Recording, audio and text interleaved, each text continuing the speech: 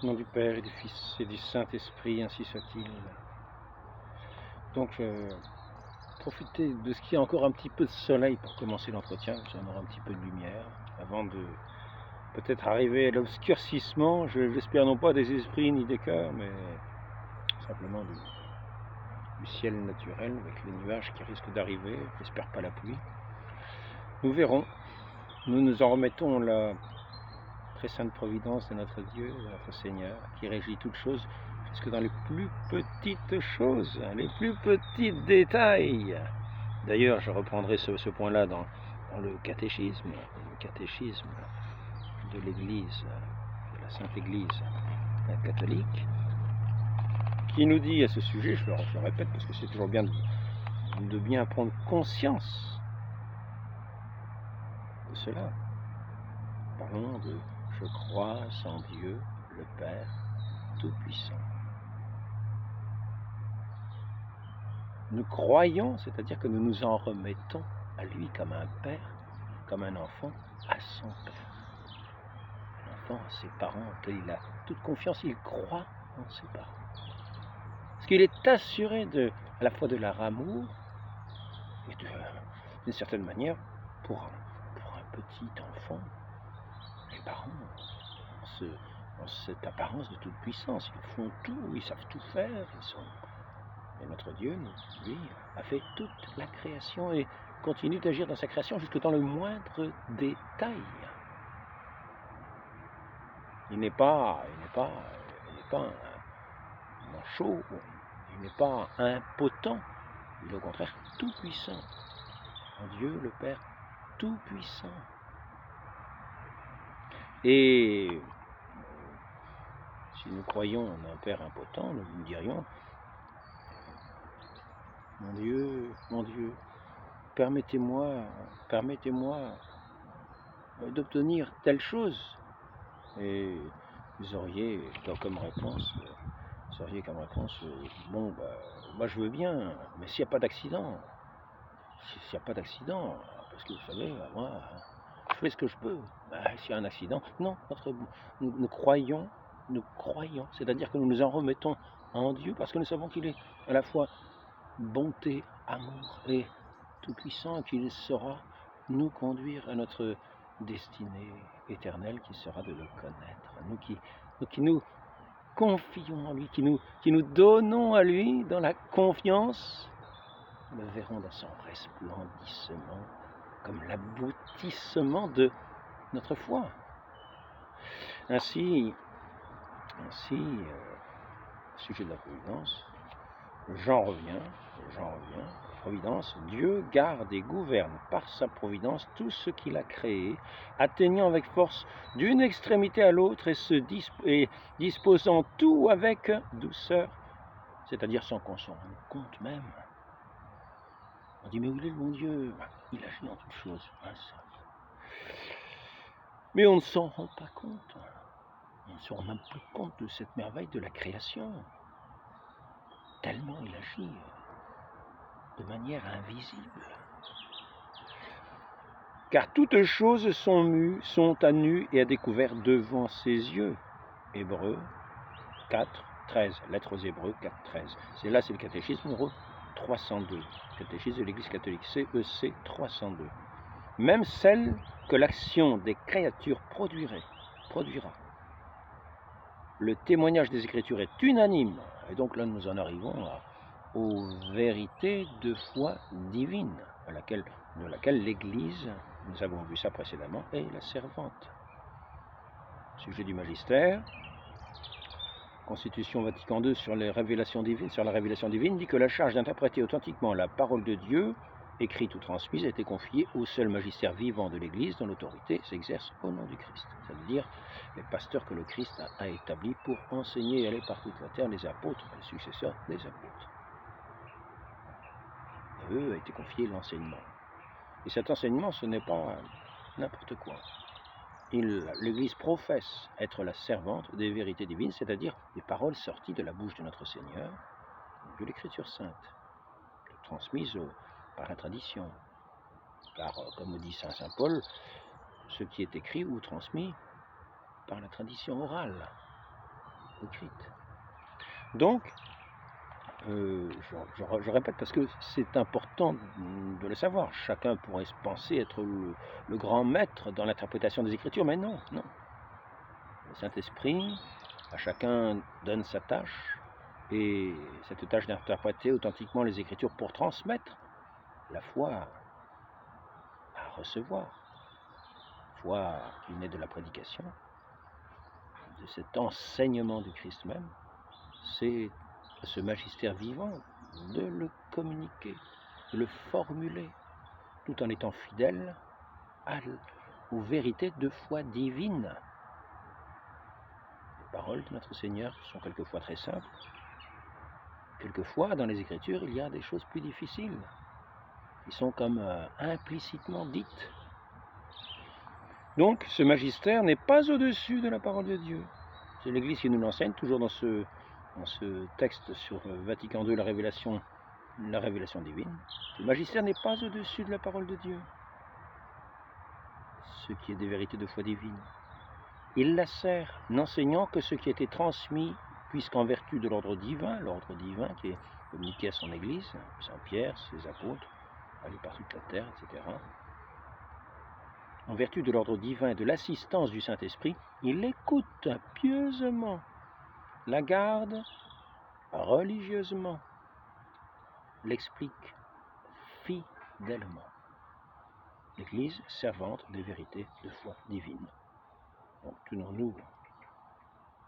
tenons-nous pour assurer que lorsque nous allons voir des vérités clairement dites dans les Écritures, l'Église ne va pas dire le contraire.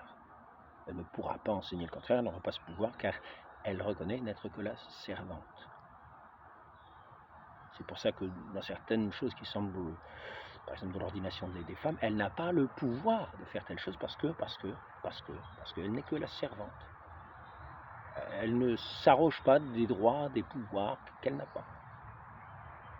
Dans la révélation divine, il en est de même. Elle transmet, elle fait connaître ce qui est de cette révélation. Et c'est à elle que le dépôt est confié. En particulier, ce dépôt a été remis à ce magistère vivant, pour en être l'interprète fidèle. Je peux le répéter encore une fois. Donc ça, c'est le texte de Vatican II, mais nous avons la même chose avec Mani Generis.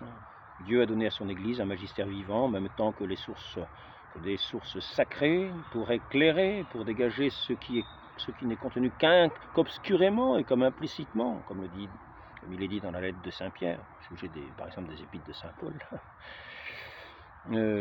comme implicitement dans le dépôt de la foi. Et ce dépôt, ce n'est ni à chaque fidèle, ni même au théologien que le Christ l'a confié pour en assurer l'interprétation authentique, mais au seul magistère de l'Église, par voie ordinaire, par voie extraordinaire. Par exemple, définition ex cathedra, par exemple, à la suite d'un concile. Donc, le sujet de ces vérités révélées est donné à croire, que l'Église fidèle, sa mission, exprime. Il faut savoir aussi qu'il y a une discipline sévère. Elle est exprimée aussi dans un canon, qui est le canon 1364, paragraphe 1. Fait que celui qui n'écoute pas montre par là qu'il n'a pas l'esprit de Dieu qui exprime ces vérités révélées. Et par conséquent, l'Église dit, dans ce sujet-là, de ceux qui n'écoutent pas, qui contredisent ces vérités révélées. Le droit canonique stipule que l'hérétique encourt une excommunication lataesantansie. Comme notre Seigneur dit, celui qui n'écoute pas l'Église, tenez-le pour un païen, pour un publicain. Celui qui ne croira pas sera condamné. Et oui, allez baptiser. Ceux qui croiront et seront baptisés seront sauvés. Ceux qui ne croiront pas seront condamnés. Ce sont des vérités de foi divine que l'Église n'ira pas contredire. Par conséquent, dans ce canon de l'Église, 1364 paragraphe 1, On a beau dire le dialogue, le dialogue, mais ceux qui refusent d'écouter dans le dialogue, c'est cet enseignement même comme sorti de la bouche du Christ. Et ces gens-là refuseraient d'écouter, c'est-à-dire, comme je le disais ces jours avant, nous voyons bien l'action du Saint-Esprit qui seul fait reconnaître le Christ comme étant Seigneur. Il n'y a pas moyen de faire autrement qu'avec la grâce du Saint-Esprit. Donc, ceux qui sont de cet Esprit de Dieu entendront les paroles de Dieu et entendront cet enseignement divin. Ces vérités de foi divine, exprimées de manière catholique dans les vérités de foi catholique, qui seront quelquefois explicitées des choses qui n'apparaissent qu'obscurément dans les Écritures. Donc, pour ceux qui pensent qu'il y a une largesse dans le dialogue, qu'il y a une largesse dans la façon d'accepter l'erreur, non. L'Église nous enseigne, je l'avais lu l'autre jour, je ne sais plus si je l'ai noté dans ce cahier. Donc, effectivement, quand il y a le dialogue, il y a toujours le respect des personnes. Comme le Christ nous invite à aimer nos ennemis, il y a toujours le respect des personnes dans ce dialogue. Et par contre, il n'y a jamais le respect de l'erreur. Et c'est ce qui apparaît dans ce canon. Donc, sachons bien que ce dialogue fait entrer en relation avec des personnes en respectant, mais aussi en respectant aussi la vérité. Et en n'ayant pas droit à l'erreur. C'est ce qu'exprime l'Église. Elle le dit très... Est-ce que je vais arriver à le trouver quelque part? Est-ce que je l'ai noté quelque part? Il suffit de regarder une vidéo avant.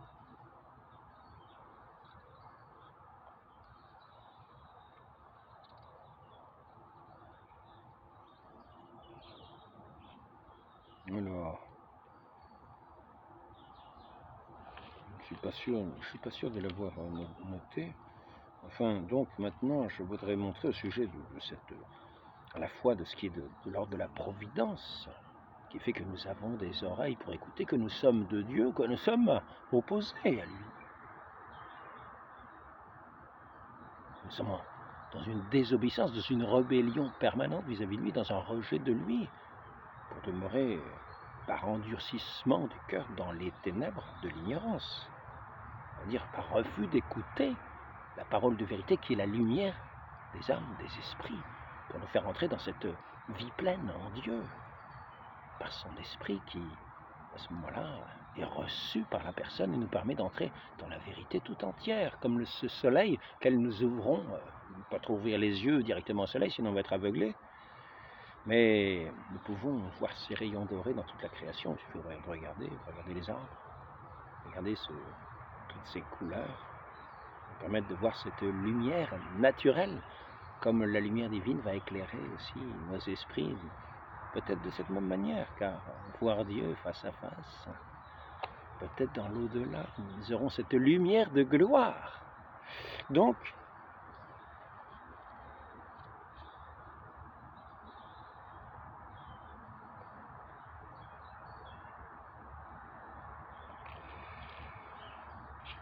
ce canon-là nous montre la limite du dialogue. La limite du dialogue, ce n'est pas la grande porte ouverte à toutes les erreurs. Le dialogue n'est pas la porte ouverte à toutes les erreurs. Maintenant, je vais montrer comment la raison pour laquelle, à partir du catéchisme, cette Église a cette mission, reçue elle-même du Christ. Le catéchisme le dit assez simplement. Je voulais juste avant montrer la manière providentielle dont Dieu agit, en particulier pour nous amener sur ce chemin de lumière, pour nous conduire jusqu'à lui, à ceux qui sont disposés à le recevoir.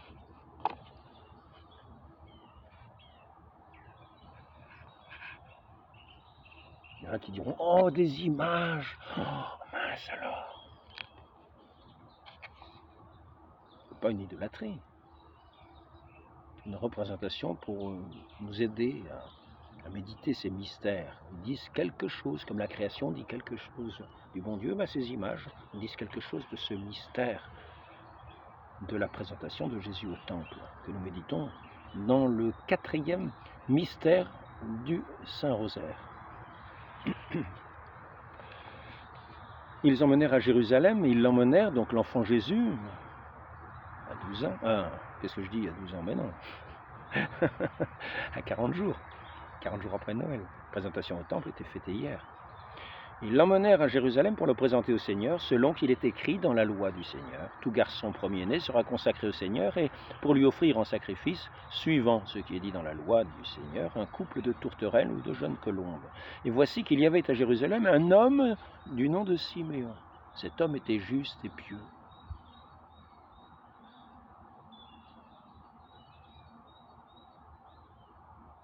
Il attendait la consolation d'Israël. Et l'Esprit Saint reposait sur lui. C'est-à-dire qu'il ne le rejetait pas. Quand on ne rejette pas l'Esprit Saint n'est pas bien loin. Parce qu'il agit, il est à l'œuvre en toutes choses.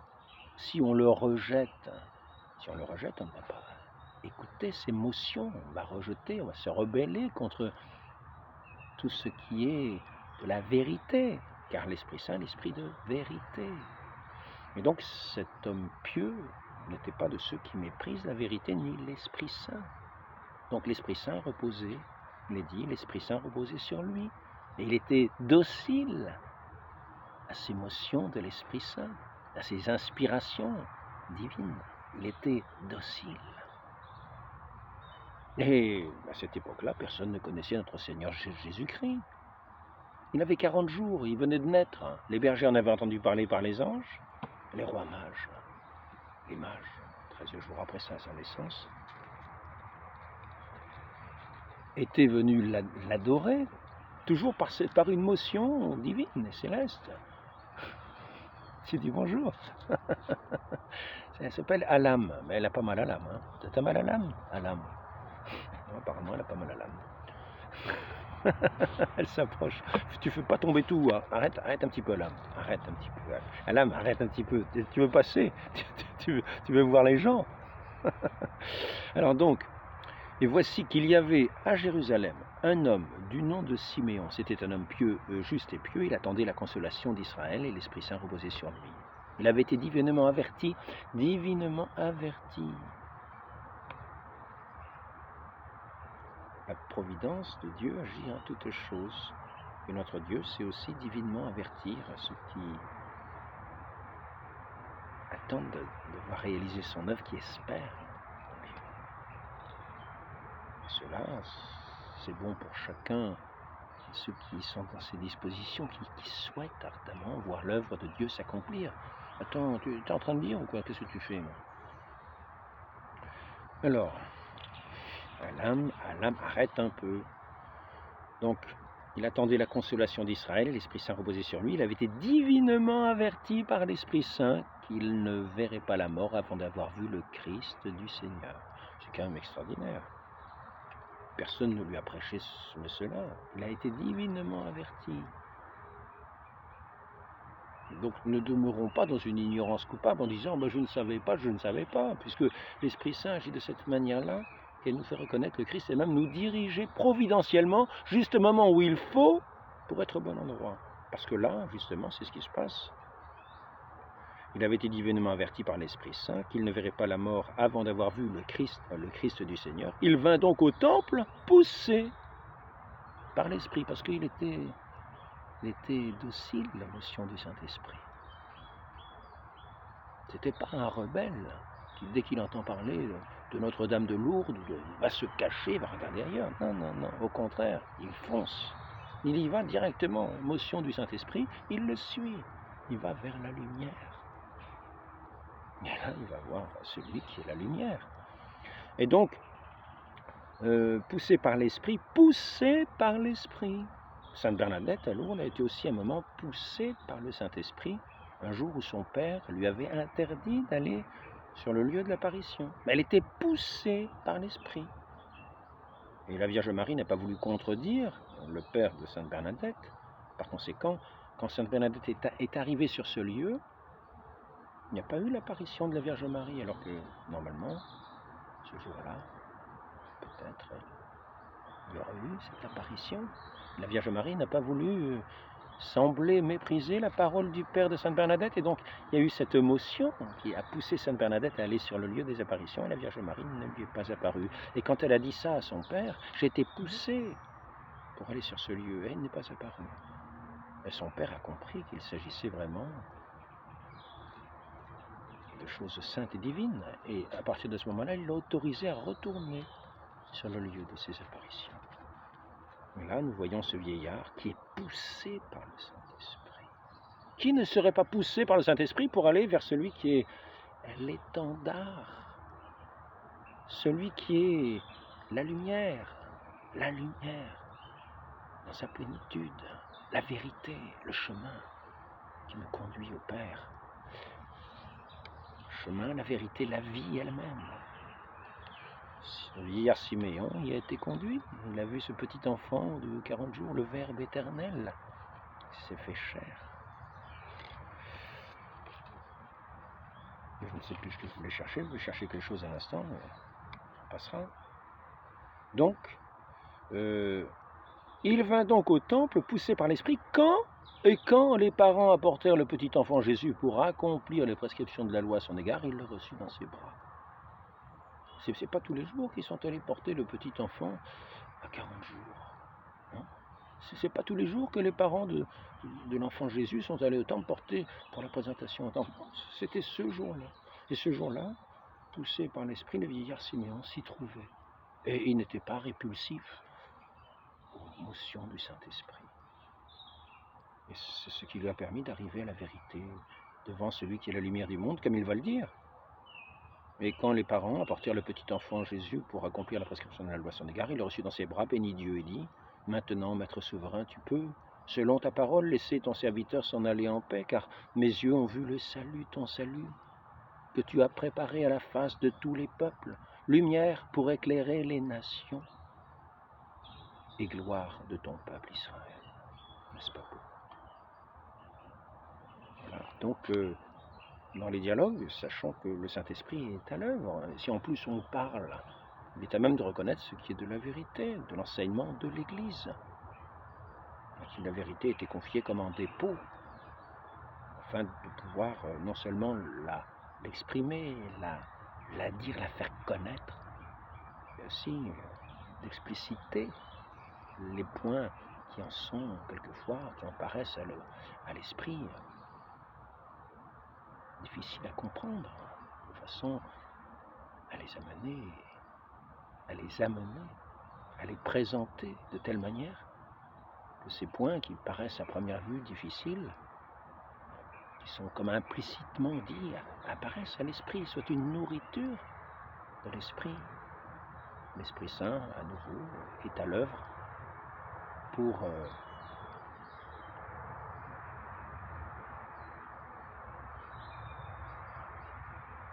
être à même de nous faire entrer davantage dans la grâce de Dieu, dans sa lumière, dans sa vie éternelle. N'oublions pas ce que dit l'Église à ce sujet. J'ai été étonné de voir ça. Bon, je vous dirai tout simplement ici. La nécessité de la foi, le catéchisme de l'Église catholique, numéro 161. Croire en Jésus-Christ, en celui qui l'a envoyé, pour notre salut, est nécessaire pour obtenir le salut. Là, nous avons quand même cette vérité de foi divine que le Christ a exposée. La vie éternelle, c'est de vous connaître, vous le seul vrai Dieu, celui que vous avez envoyé, Jésus-Christ. C'est en gros ce qui est dit dans le catéchisme, et montre que l'Église, à nouveau, est la servante des vérités de foi divine. Elle le redit, ici, pratiquement mot pour mot. Croire en Jésus-Christ, en celui qui l'a envoyé, pour notre salut, est nécessaire pour obtenir le salut. Et elle cite, ce catéchisme cite Saint Marc 16,16. Ceux qui croiront seront baptisés, seront sauvés, ceux qui ne croiront pas. Et aussi 3,36. Donc, parce que sans la foi, il est impossible de plaire à Dieu, je vous l'ai déjà dit l'autre jour, et d'arriver à partager la condition des fils, de ses fils. Personne jamais ne se trouve justifié sans elle, et personne, à moins qu'il n'ait persévéré en elle jusqu'à la fin, n'obtiendra la vie éternelle. Il faut toujours être sous cette motion du Saint-Esprit, ne jamais le rebuter. dans sa toute-puissance, dans sa providence divine, notre Seigneur nous conduit si nous sommes dociles pour nous laisser conduire. Il ne s'agit pas de dialoguer pour dialoguer. Maintenant, le sens de cet échange, de ce dialogue avec ceux qui sont en dehors de l'Église, parce que c'est à ça que je vais encore en venir. Il ne s'agit pas de dire à chacun son jardin, son petit paradis. Non, ce n'est pas ça. Là encore, je vais en revenir. Lumen Gentium numéro 16, les religions autres que le christianisme ne donnent pas le salut, il est donné par l'union vivante de charité avec Dieu fondée sur la foi et source d'œuvre.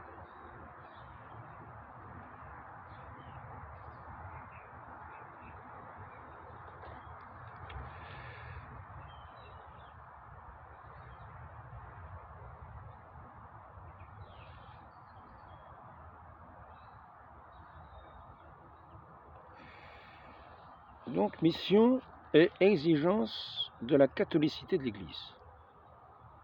Ah oui, mais c'est un chapitre intéressant. C'est le numéro 849 de ce catéchisme. Le mandat missionnaire envoyé par Dieu aux nations doit être, pour être le sacrement universel du salut, l'Église, en vertu des exigences intimes de sa propre catholicité, obéissant au commandement de son fondateur, est tendue de tout son effort vers la prédication de l'Évangile à tous les hommes. Allez donc, de toutes les nations, faites des disciples, les baptisant au nom du Père et du Fils et du Saint-Esprit, leur apprenant à observer tout ce que je vous ai prescrit. Et voici que je suis avec vous pour toujours jusqu'à la fin du monde.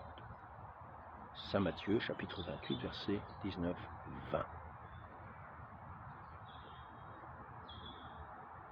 L'origine, maintenant c'est 850, l'origine et le but de la mission, le mandat missionnaire du Seigneur, a sa source ultime dans l'amour éternel de la très sainte Trinité. De par sa nature, l'Église, durant son pèlerinage sur terre, est missionnaire, puisqu'elle-même tire son origine de la mission du Fils et de la mission du Saint-Esprit.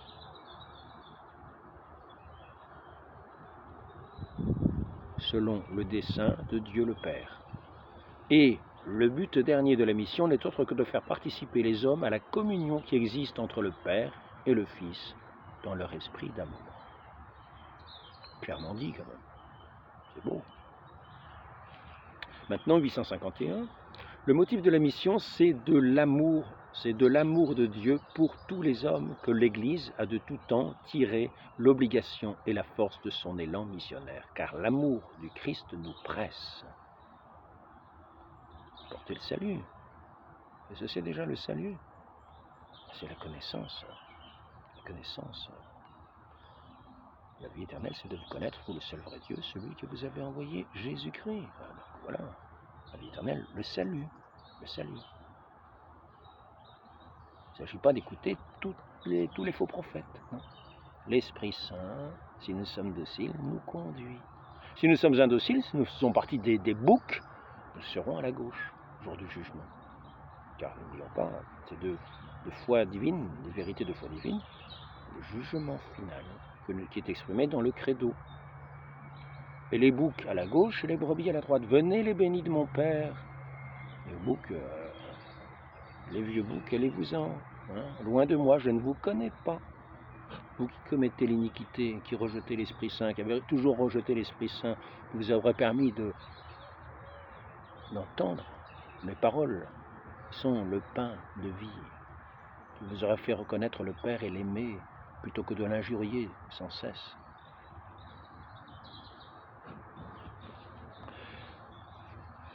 Le motif de la mission, c'est l'amour que Dieu pour tous les hommes, mais que tous les hommes soient sauvés.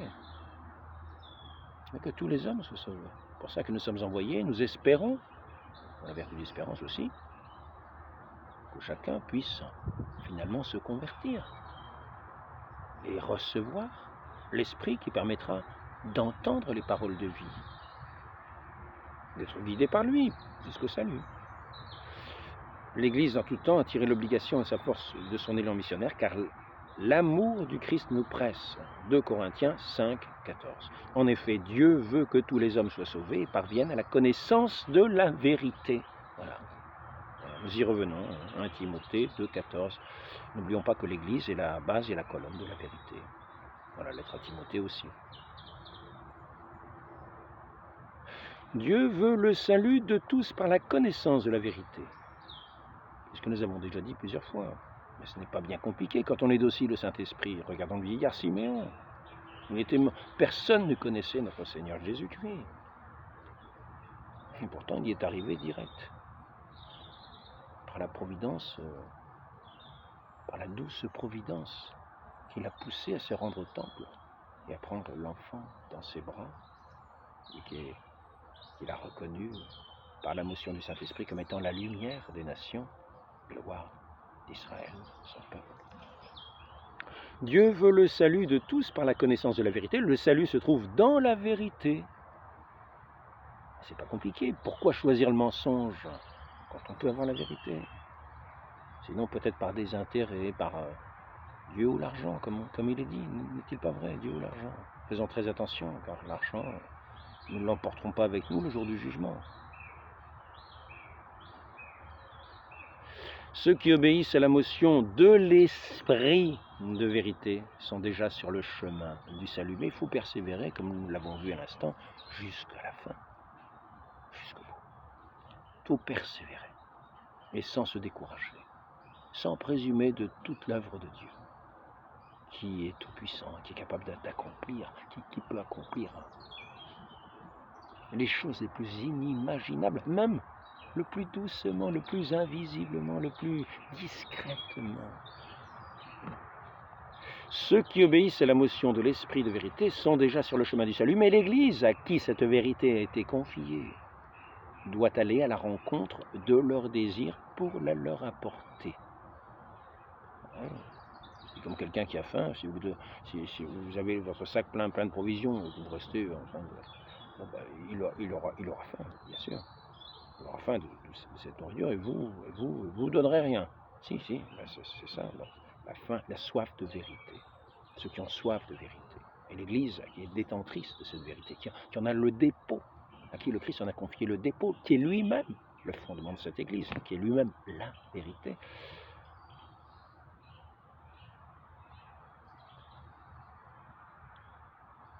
Fait obligation d'aller par le monde entier. Pour tous ces affamés. Donc, le désir de la leur apporter parce qu'elle croit au dessein universel du salut, qu'elle doit être missionnaire. Le chemin de la mission. Je vais quand même, au sujet de cet étendard, tout à l'heure je parlais d'un étendard parce que c'est un très beau texte, c'est Saint Ignace d'Antioche, quand même, c'est un très beau texte.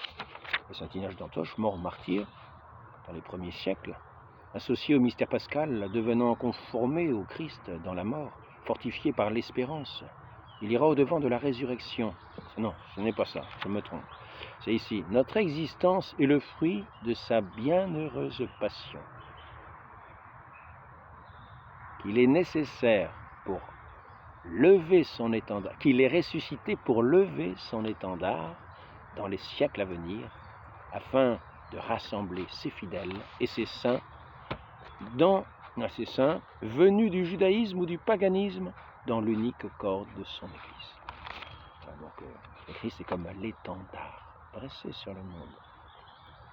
L'Église est cette montagne sise au sommet des monts, et cette ville sise au sommet des monts, qui éclaire. Donc tous ceux qui ont l'Esprit Saint sauront, c'est comme quelqu'un qui habiterait en face d'une église, ceux qui sont animés de l'Esprit Saint, au bout de 30 ou 40 ans, peut-être, on peut penser que s'ils sont de bonne volonté, l'Esprit Saint leur permettra de traverser le seuil de l'église et d'entrer dedans, et d'y entrer, de s'y ouvrir à la grâce divine. La grâce du Christ, celui qui est le chemin, la vérité et la vie, qui est ressuscité des morts et qui nous conduit à la vie éternelle, dans cette jouissance de cette gloire divine éternellement, cette louange sans fin, celui qui nous a appelés, qui nous a créés pour être ses enfants. Donc, mission importante, mission. Alors, est-ce que c'est arrêté? Non, c'est pas arrêté. Il y a eu un accident. Mais sinon, c'est pas un accident. Voilà.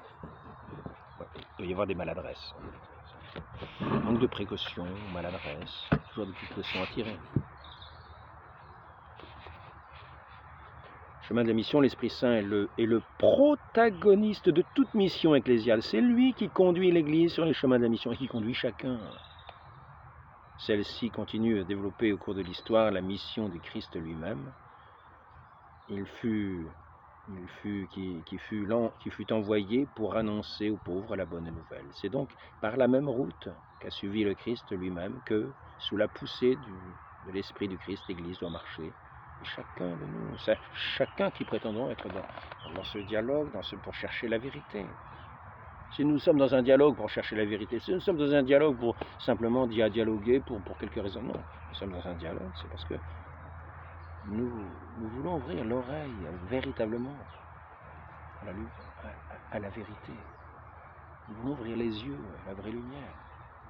Dans le dialogue, c'est plutôt l'oreille, pour entendre des paroles de vérité. Parce que nous sommes ouverts, nous souhaitons être ouverts au Saint-Esprit qui nous les fera entendre, qui nous les fera aimer, qui nous fera adhérer, qui les fera nôtres, afin qu'elles animent notre vie, que nous ne vivions pas dans la vanité, mais que cette vie soit pleine de ses œuvres saintes. Alors, dans son pèlerinage, l'Église fait aussi l'expérience de la distance qui sépare le message qu'elle révèle et la faiblesse humaine auquel cet évangile est confié. Mais ceux qui sont dans le Christ sont beaux par la faiblesse humaine, qui sont inébranlables. Autant que Dieu est tout-puissant, il nous rappellera quand il voudra. Nous serons morts au moment ici-bas où il nous rappellera. Et jusque-là, rien à craindre. Pour celui qui est dans la main de Dieu, qui fait sa volonté, on ne peut pas parler de... Il y a les difficultés que nous ressentons, les douleurs que nous pouvons ressentir, les peines, les fatigues. Tout cela, je dirais, c'est pas vraiment... On peut dire que c'est de la faiblesse humaine, mais quand nous sommes dans la main de Dieu, nous sommes aussi solides que la main de Dieu. Pour autant que nous nous confions à lui. Donc voilà, je ne vais pas continuer une heure. C'est simplement dire, cette mission, elle est donnée parce que le Christ, ici, j'arrive pas à le trouver dans le catéchisme, donc je vais prendre dans ce livre, j'ai noté quelques paroles du catéchisme, comme ça sera plus rapide, nous allons arriver à la fin. Nécessité de la foi, on l'a vu.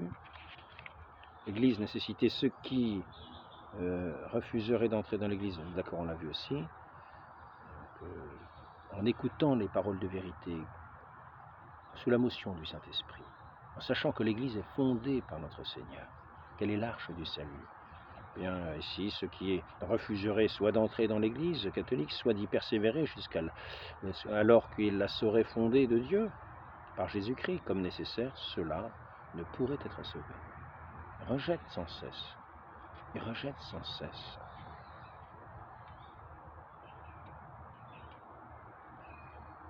Ce doux pédagogue, ce souffle de vie qui produit les inspirations pour ceux qui ont l'oreille du disciple.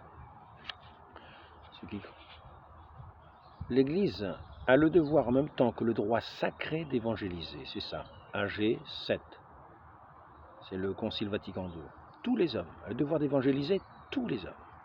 En effet, Dieu veut que tous les hommes soient sauvés, et là c'est le catéchisme 851, qu'on vient peut-être de voir, et parviennent à la connaissance de la vérité. Le salut se trouve dans la vérité, ceux qui obéissent à la motion de l'esprit de vérité sont sur la voie du salut, c'est ce qu'on vient de voir. Mais l'Église, à qui a été confiée cette vérité, doit aller à la rencontre de leur désir pour la leur apporter. Donc nous voyons ici le motif dans ce dialogue pour lequel l'Église a ce devoir d'annoncer la vérité, simplement pas de la cacher pour être agréable aux gens, non, c'est un devoir, une nécessité d'ordre vital. Quand le Saint-Esprit amène les gens au dialogue, il ne s'agit pas de faire défection soi-même ou vouloir faire plaisir aux gens, en les laissant dans leur ignorance, non. soyons aussi, nous serons toujours moins zélés que le Saint-Esprit pour donner ces motions qui nous feront nous rencontrer, mais ne soyons pas nous défaillants, car nous entrerons dans le jugement. Mauvais ouvriers, je vous ai envoyé, vous vous êtes tus, vous avez dit des mensonges qui n'étaient pas de mon esprit. Allez-vous-en, je ne vous connais pas. Non, non. Vous ne devez, ici, mais l'Église à qui a été confiée cette vérité doit aller à la rencontre de leurs désirs pour la leur apporter, parce qu'elle croit au dessein universel du salut, qu'elle doit être missionnaire. Et donc, pour finir, je dirais, vous ne devez plus vous conduire comme des païens qui se laissent guider par le néant de leurs pensées. Ils ont l'intelligence remplie de ténèbres, ils sont étrangers à la vie de Dieu à cause de l'ignorance qui est en eux, à cause de l'endurcissement de leur cœur. Ayant perdu tout sens moral, ils se sont livrés à la débauche, au point de s'adonner sans retenue à toutes sortes d'impuretés. Débarrassez-vous du mensonge et dites tous la vérité à votre prochain, parce que nous sommes tous membres, parce que nous sommes membres les uns des autres. Parce que vous êtes devenus disciples du Christ, ce n'est pas à cela, à cette ignorance, à cet endurcissement que vous avez été appelés, à ce mensonge, le mensonge. Ce n'est pas cela que vous avez appris, toutes ces débauches dont il était question, c'est la suite de la lettre aux Éphésiens. Lorsque vous êtes devenus membres, disciples du Christ, ce n'est pas cela que vous avez appris, c'est du moins c'est bien lui qu'on vous a annoncé et enseigné. Je répète, le Saint-Esprit vous conduira à la vérité tout entière. Celui qui est de Dieu entend les paroles de Dieu, de même que celui qui est de l'Église entend les paroles de l'Église. La foi naît de la prédication. Nul ne peut dire Jésus-Christ Seigneur si ce n'est donné du Saint-Esprit.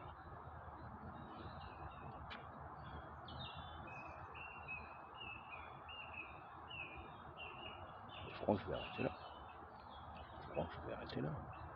Donc, disposons-nous, prions pour être sous cette mouvance de notre Dieu qui porte toutes choses, qui agit en tout et qui vient frapper la porte de nos cœurs. Ouvrons-lui nos cœurs. Sinon, nous trouverons la porte fermée. Nous ne serons pas comme ces vierges sages, mais plutôt comme ces vierges folles. Et lorsque le jugement est venu, l'heure des noces est venue, se sont trouvés face à une porte close, dans le regret éternel qu'elles en auront. Donc, accueillons maintenant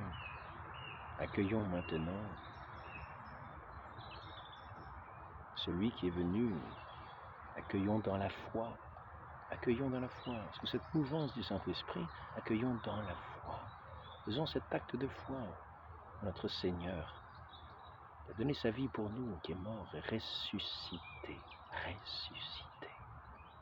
dans la gloire du Père. Sa résurrection appelle la nôtre pour une vie sans pleurs, sans toutes ces duretés de ce monde où nous sommes, mais où nous serons dans cette lumière divine, en ayant suivi le Christ qui est la lumière du monde pour éclairer toutes les nations. Faisons cet acte de foi, faisons ces actes de foi. Lorsque nous méditons le rosaire, prenons chaque mystère. Devant chaque mystère, faisons un acte de foi. Lisons, par exemple, ce passage de l'Évangile quand nous en arrivons à la présentation au temple. Et quand nous lisons la dizaine qui correspond à ce mystère, pensons à ce que nous venons de lire, à ce mystère. Méditons-le. Et remercions la très sainte Vierge Marie. Demandons à ce que la volonté de notre Père soit faite en nous aussi.